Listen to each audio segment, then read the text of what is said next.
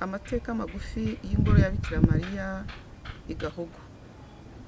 Ingoro ya Bikira Mariya i Gahogo iri mu kagari ka Gahogo, umurenge wa Nyamabuye, akarere ka Muhanga, intara y'Amajyepfo.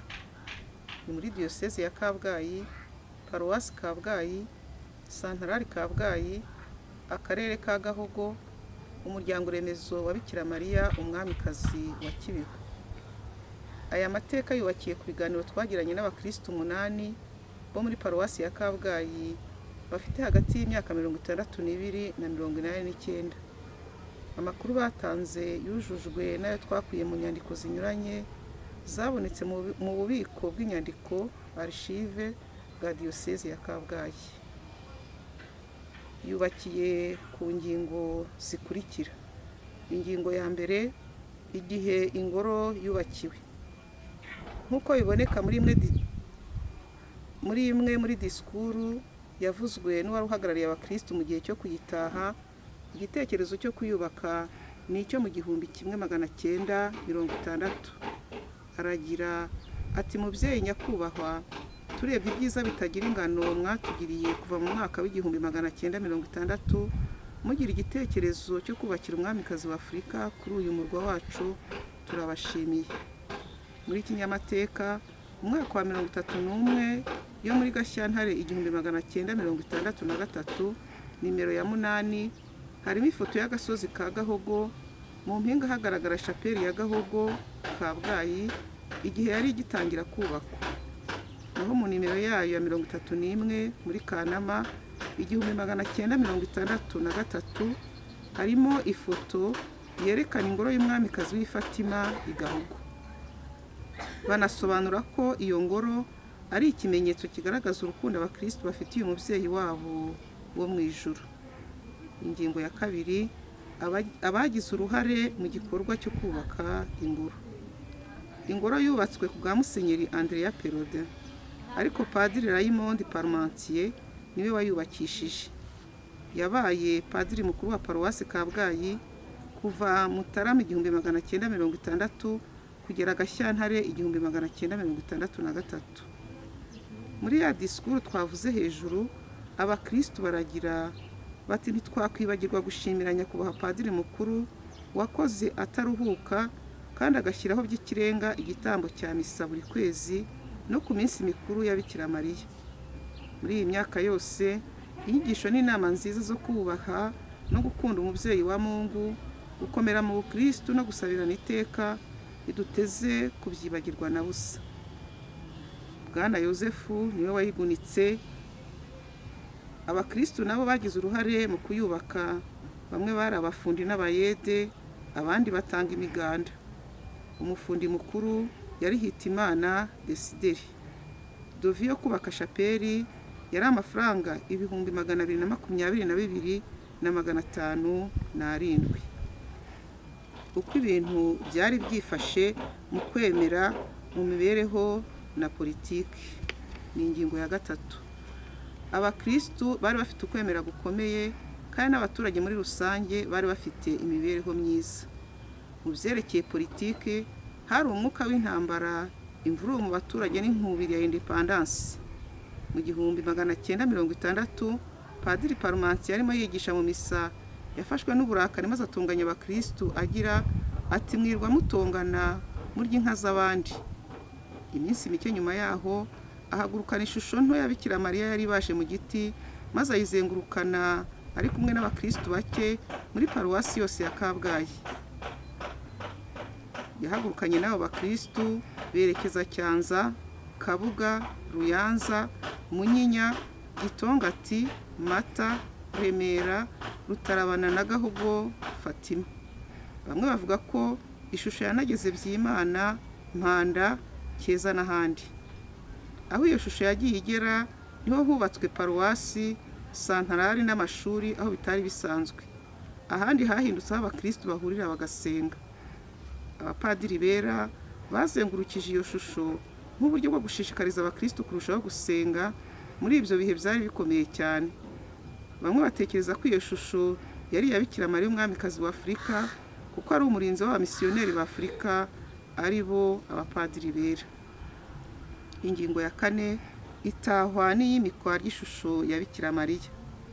Ubwo ingoro yuzuraga mu 1963, ya shusho yatambagijwe mu 1960 yasubijwe kuri paruwasi nyuma y'igihe yari imaze muri shapeli y'agateganyo, nk'uko bigaragara muri ya disikuru twakomojeho ahagira hataho tuboneye ingoro y'agateganyo y'uyu mwamikazi wa Afurika, icyizere n'ibyishimo biradusaba. Hagati aho tariki ya 3 Nyakanga 1962 i Gahogo kuri shapeli ya Bikira Mariya haturiwe igitambo cya misa cyayobowe na Musenyeri Perode. Nibwo havugiwe isengesho ry'u Rwanda rwihaye Bikira Mariya riboneka muri kinyamateka umwaka wa 30 Yuli 1962 mu nimero zayo 26, 27 na 28. Ibirori byo kuwa 11 Kanama 1963, umunsi wo gutaha ingoro, byabimburiwe n'umutambagiro waturutse kuri bazilika werekeza Gahogo, Fatima. Icyo gihe Padiri Bushayija niwe wari padiri mukuru.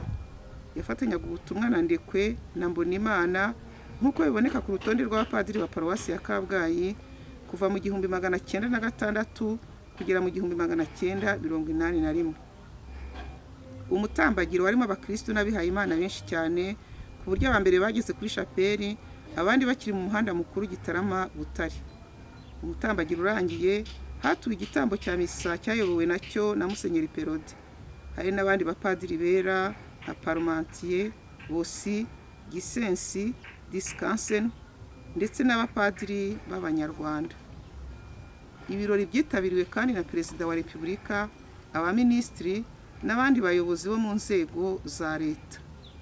Muri icyo gitambo cya misa, aritari ya shapeli yahawe umugisha, hanimikwa ishusho ya Bikira Mariya y'imbumbano n'iriya iri muri bazilika ahagana ku rwambariro rw'abahereza. Ku byerekeye ishusho yimitswe icyo gihe, inyandiko zo mu 1966 no muri 1968 zatuma dutekereza ko yari umwamikazi wa Afurika. Mu ibaruwa yo mu 1966 utashoboye kumenya nyirayo handitse ngo, uzi ko twubakiye umwamikazi wa Afurika ingoro iciriritse ku gasozi ka Gahogo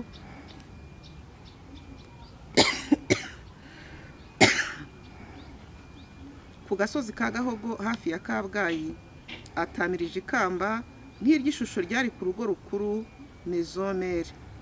Naho ku rupapuro rwa nketi umushakashatsi Dr. Merili Nora wo muri kaminuza ya Oregon muri Leta Zunze Ubumwe za Amerika mu 1968, Musenyeri Perode yasubije ibi: izina ry'ingoro mwamikazi wa Afurika, aho yubatse Gahogo hafi ya Kabgayi, Gitarama.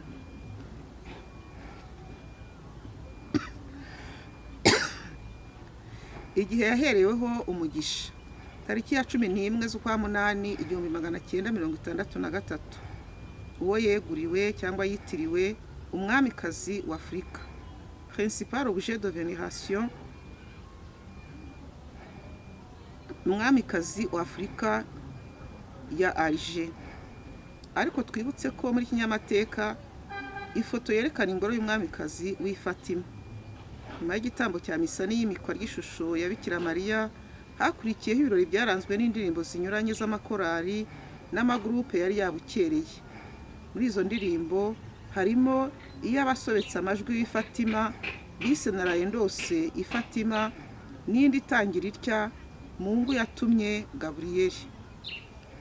Abagore batoranyijwe bateze ingori nabo bahacinya umudiho. Nyuma y'itahwa ry'ingoro i Fatima hakomeje guturirwa ibitambo bya misa ku minsi mikuru. Twavuga nko ku itariki ya 7 Ukuboza 1980, ubwo hahimbarizwaga umunsi mukuru fête anticipée wa Bikira Mariya utasamanywe icyaha. Mu nyandiko y'intoki manuscrit tutamenye nyirayo baravuga ngo, kuki misa i Gahogo uyu munsi i Fatima nk'uko mubivuga? Mu bisubizo byatanzwe harimo kwibuka ko hashize imyaka 20 haturiwe ubwa mbere igitambo cya misa. Hari ku itariki ya 13 Ukwakira 1960.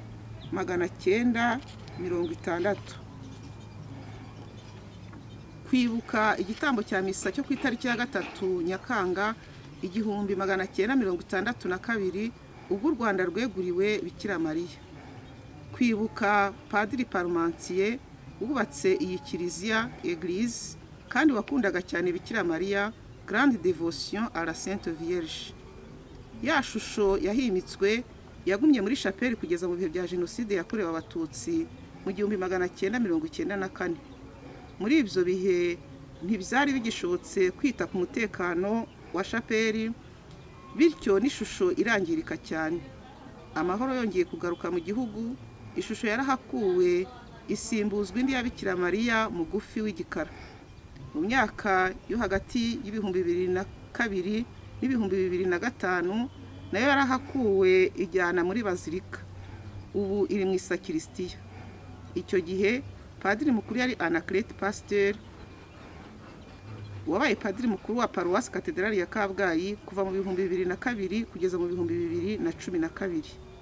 Yasimbujwe ihimitse ubu ya Bikira Mariya umwamikazi wa Afurika. Ingingo ya 5, akamaro k'ingoro. Kuva ya shusho ya mbere y'igiti himikwa Gahogo Fatima, abakristo bahafashe nk'ahantu hatagatifu.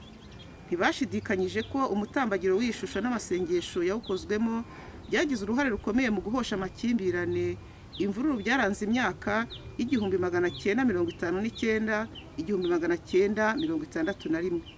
Niyo mpamvu mu yindi disikuru yavuzwe ku itariki ya 11 Kanama 1963 babwiye Musenyeri Perodin bati: mubyeyi nyakubahwa, ganza, ramba, hirwa mu bana bawe, kuko uru Rwanda uruhaye Bikira Mariya byimazeyo. Ukwiyumanganya kwanyu kuzafatanya n'urukundo rwa Bikira Mariya duhura u Rwanda rwacu amahoro n'ituze. Ubwo ingoro yatahaga, Musenyeri yayishyize mu nshingano za seminari nto y'i Kabgayi, nuko hatangira gusomerwa misa buri wa gatandatu mu gitondo. Kuva icyo gihe kandi i Fatima habaye ahantu ho gusengera, ndetse hakabera n'inama z'abakristo n'iza leta, ariko zo zaberaga hanze ya chapelle.